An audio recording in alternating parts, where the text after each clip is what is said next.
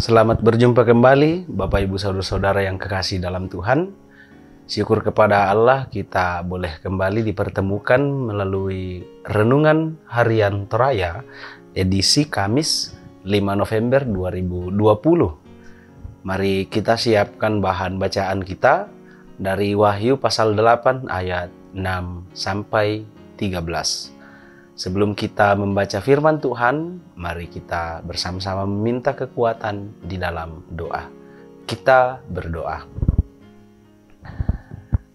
Ya Allah kami, Allah yang penuh kasih setia dan rahmat, kami bersyukur kepadamu Tuhan boleh menghadirkan setiap perkara di dalam hidup kami, dan Tuhan boleh memberi lagi kami kesempatan saat ini untuk membaca dan merenungkan firman Tuhan, untuk mendasari hidup kami, dan terlebih ya Tuhan untuk menghidupi firman yang Tuhan mau sampaikan pada kami. Berfirmanlah ya Tuhan, karena kami siap mendengarkan firman-Mu. Di dalam Kristus Yesus kami berdoa. Amin. Wahyu pasalnya yang ke-8, ayatnya yang ke-6 sampai ayat yang ke-13. Keempat, sangkakala yang pertama, firman Tuhan. Dan ketujuh malaikat yang memegang ketujuh sangkakala itu bersiap-siap untuk meniup sangkakala. Lalu malaikat yang pertama meniup sangkakalanya dan terjadilah hujan es dan api bercampur darah, dan semuanya itu dilemparkan ke bumi. Maka terbakarlah sepertiga dari bumi dan sepertiga dari pohon-pohon, dan hanguslah seluruh rumput-rumputan hijau. Lalu malaikat yang kedua meniup sangkakalanya, dan ada sesuatu seperti gunung besar yang menyala-nyala oleh api dilemparkan ke dalam laut. Dan sepertiga dari laut itu menjadi darah. Dan matilah sepertiga dari segala makhluk yang bernyawa di dalam laut, dan binasalah sepertiga dari semua kapal. Lalu malaikat yang ketiga meniup sangkakalanya, dan jatuhlah dari langit sebuah bintang besar menyala-nyala seperti obor, dan ia menimpa sepertiga dari sungai-sungai dan mata-mata air. Nama bintang itu ialah Absintus, dan sepertiga dari semua air menjadi absintus. Dan banyak orang mati karena air itu, sebab sudah menjadi pahit. Lalu malaikat yang keempat meniup sangkakalanya, dan terpukullah sepertiga dari matahari, dan sepertiga dari bulan, dan sepertiga dari bintang-bintang, sehingga sepertiga daripadanya menjadi gelap, dan sepertiga dari siang hari tidak terang, dan demikian juga malam hari. Lalu aku melihat, aku mendengar seekor burung nasar terbang di tengah langit, dan berkata dengan suara nyaring, "Celaka, celaka, celakalah mereka yang diam di atas bumi, oleh karena bunyi sangkakala ketiga malaikat lain yang masih akan meniup sangkakalanya." Amin, firman Tuhan. Bapak Ibu Saudara-saudara kekasih dimanapun berada, kita akan merenungkan firman Tuhan ini dengan tuntunan tema ketika waktunya tiba.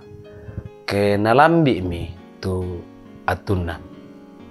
Saudara-saudara, satu hari terdengar bunyi sirine dari jalan raya.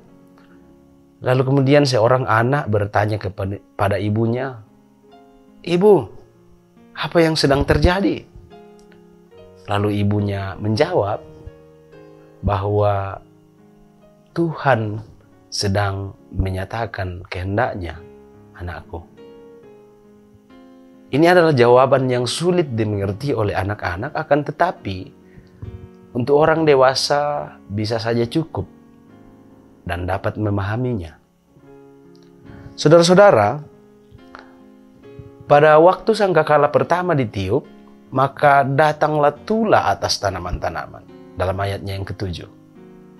Lalu selanjutnya sangkakala kedua dibunyikan, dan turunlah ke dalam laut tulah yang kemudian ditimpakan ke dalam laut.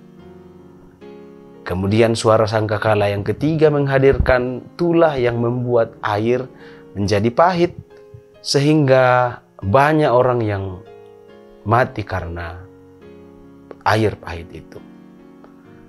Selanjutnya, tiupan sangkakala keempat yang membuat benda-benda penerang di langit juga terkena tulah dalam ayatnya yang ke-12. Kitab Wahyu mencatat bahwa ketujuh malaikat yang memegang sangkakala sedang bersiap-siap untuk meniup sangkakalanya ketika segala persiapan di surga sudah diselesaikan. Lalu kemudian ketika membaca dan membayangkan masa-masa penghukuman dan penghakiman tersebut, bahwa hal ini ternyata sangatlah mengerikan. Namun anak domba Allah yang kita percayai sebagai Tuhan dan Juru Selamat telah membayar lunas hukuman dan dosa, bahkan telah memberi jaminan hidup yang kekal kepada orang-orang yang percaya. Jika saatnya sangkakala Allah berbunyi dan penghukuman Tuhan dinyatakan, maka dalam iman dan pengharapan, penyelamatan akan kita nikmati. Namun hal penting yang harus kita lakukan sekarang ialah jalanilah kehidupan dengan benar dan biarkan Tuhan yang berdaulat atas kehidupan kita. Tuhan Yesus akan menjadi nahkoda kita dan Roh Kudus senantiasa akan menopang kita sehingga kita bisa sampai pada akhir perjuangan kita. Kita akan mengakhirinya dengan baik, lalu kemudian bersama-sama dengan Kristus dalam kehidupan yang kekal. Terpujilah Kristus. Haleluya. Amin. Mari kita berdoa. Jika Tuhan menetapkan segala sesuatu pada waktunya dan semuanya berada di dalam kendali Tuhan, maka demikian pun hidup kami. Di dalam naungan kasih Tuhan, di dalam lindungan Tuhan, kami yakin dan percaya keselamatan yang Tuhan telah tempatkan dalam diri kami masing-masing. Dengan iman dan pengharapan yang senantiasa kami gantungkan kepada Tuhan, maka semuanya itu boleh kami terima oleh karena anugerah yang Tuhan telah tempatkan di dalam hidup kami sebagai orang-orang percaya. Dan jika saatnya ya Tuhan, Engkau menyatakan kedaulatan-Mu di dalam hidup kami, maka kuatkan kami melalui kuasa Roh Kudus-Mu untuk senantiasa menyambut hari penghakiman Tuhan dengan penuh iman dan pengharapan kepada-Mu, dan senantiasa membuat hidup kami berada di dalam kepercayaan yang sungguh-sungguh kepada Allah saja, dan membiarkan tangan Tuhan bekerja, menopang kami menjalani segenap hidup yang Tuhan percayakan. Kuatkan kami menjalani setiap perkara kehidupan yang Tuhan hadirkan melalui kuasa Roh Kudus-Mu, sehingga kami ya Tuhan senantiasa boleh dikatakan sebagai anak-anak yang mempunyai anugerah keselamatan yang sudah Tuhan berikan. Ya Bapa, kuatkan kami menjalani hidup kami. Kami datang kepadamu di dalam kasih Kristus, Tuhan dan Juru Selamat kami yang hidup. Amin.